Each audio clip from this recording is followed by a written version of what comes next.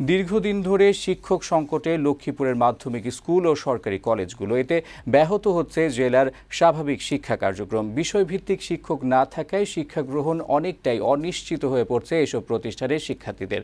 সংকট কাটাতে অতিথি শিক্ষকদের চালানো হচ্ছে পাঠদান কার্যক্রম, ফলে ক্ষুব্ধ শিক্ষার্থী ও অভিভাবকরা। তাই দ্রুত শিক্ষক সংকট নিরসনের দাবি তাদের। লক্ষ্মীপুর প্রতিনিধি মাজহারুল আনোয়ার টিপুর তথ্যচিত্রে ডেস্ক রিপোর্ট।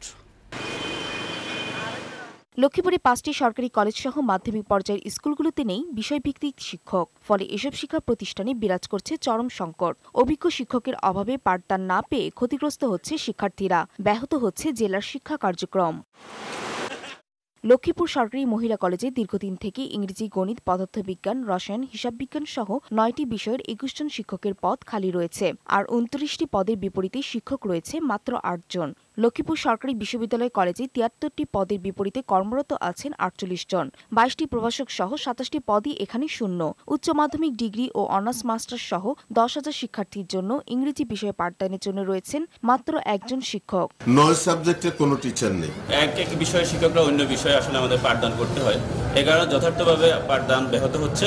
একই চিত্র জেলার বিভিন্ন সরকারি কলেজ সহ মাধ্যমিক বিদ্যালয়গুলোতেও। এসব প্রতিষ্ঠানে শিক্ষক না থাকায় ব্যাহত হচ্ছে পাঠদান। এতে এখানকার শিক্ষার্থীরা দুর্ভোগে পড়েছে।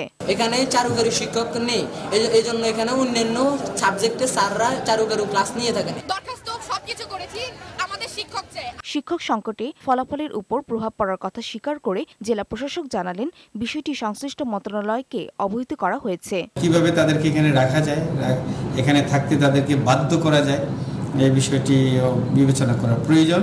শিক্ষক সংকট সমাধানে সরকারের দায়িত্বশীলরা পদক্ষেপ নেবেন, এই প্রত্যাশা শিক্ষার্থী ও অভিভাবকদের। ডেস্ক রিপোর্ট, বৈশাখী সংবাদ।